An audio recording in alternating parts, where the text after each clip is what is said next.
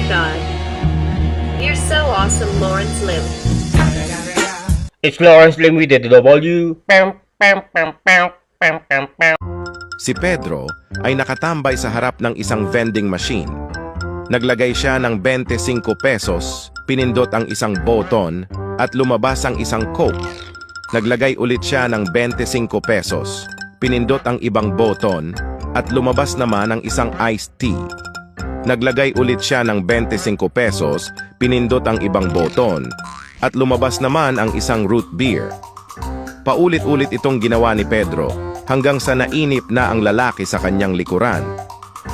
Boss, baka pwede makigamit muna ng vending machine? Uhaw na kasi ako tapos ituloy mo na lang yung ginagawa mo pagkatapos ko. Di pwede. Ano ka, hilo? Bakit ako titigil? Nakita mo na nga nananalo ako dito.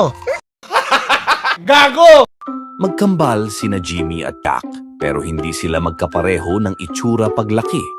Si Jimmy ay payatot, samantalang si Jack naman ay matipuno at maskulado.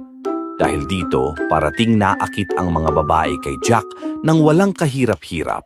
Saan man siya magpunta, nagkukumpulan sila sa paligid niya habang si Jimmy naman ay nahihirapan at kahit na lumapit ang mga babae sa kanya, kadalasan ay nahihirapan siyang makipag-usap sa mga ito dahil palaging nababaling ang tingin nila kay Jack. Mag-best friends ang turingan nilang dalawa at ginagawa ni Jack ang lahat para tulungan si Jimmy sa kanyang problema. Isang araw, nagplano silang dalawa na pumunta sa isang beach. Alam ni Jack na sa sandaling makapunta siya sa dalampasigan, suot ang kanyang swimming trunks. Dadagsain siya ng mga babae, umaasa na sana ay makinabang si Jimmy sa pagkakataong iyon upang makakilala ng mga babae na trip niya. Sa kasamaang palad, habang patungo na sila sa beach, biglang nagkaroon ng importanteng lakad si Jack na kailangang asikasuhin dahil tungkol ito sa negosyo. Sinabihan niya si Jimmy, "Tol, mauna ka na sa beach at sasamahan kita doon. Maya-maya pagbalik ko. Pero ganito ang game plan natin. Kailangan nating ayusin yung itsura mo. Ang patpatin mong katawan ang nagiging dahilan kung bakit nilalayuan ka ng mga chicks. Hindi naman kita pwedeng bigyan ng mga muscles ko, pero pwede nating gawing astig ang itsura mo.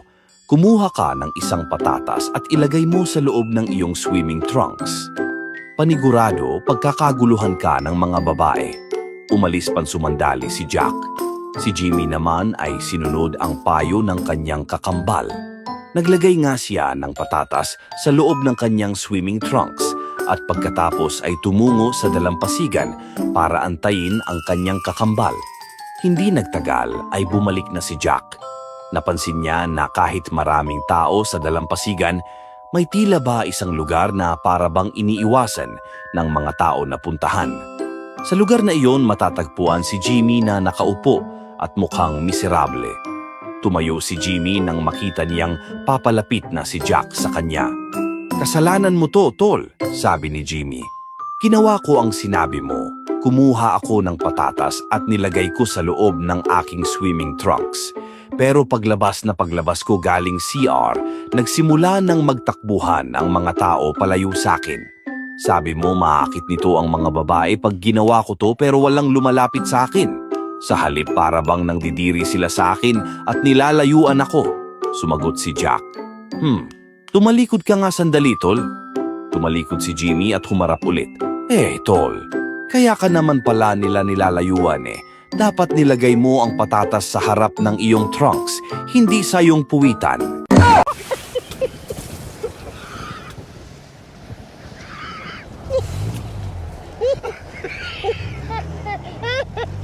Oy pare, ang gwapo mo. Pare, ikaw din. Ang birthday ko, October 15, 1984. Ikaw pare, kailan ba birthday mo? Aba, October 15 din ako, ug 1984 din. Pare, nagtapos ako ng high school sa Manila High. Ikaw pare? Akalain mong doon din ako nagtapos. Ang name ng tatay ko ay Rudy. Ang nanay ko si Maria. Huwag mong sabihin na, yun din name ng parents mo. Pare, yun din pangalan nila. Ang apelyido ko Pascual. Sa'yo ano? Pascual din pare, pareho tayo. Napadaan ang isang waitress habang pinakikinggan ang usapan ng dalawang lasing. Hay naku! Ang kambal na Pascual, lasing na naman! I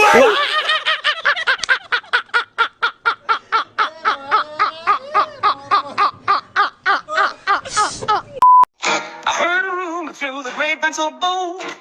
Lawrence Lim got a million stories untold. From green jokes, conspiracies, and edits with flair.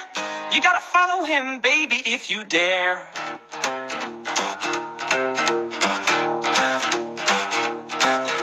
Your feed feels empty without his magic touch. You got the blues and the laughs that you crave so much. With a click and a follow, you'll find some relief. Lawrence Lim's social media, a digital belief. Click, subscribe, don't miss a trick. Now, hey, leave your worries and come on, click today. Lawrence Lim's got the content right in line. Follow him now.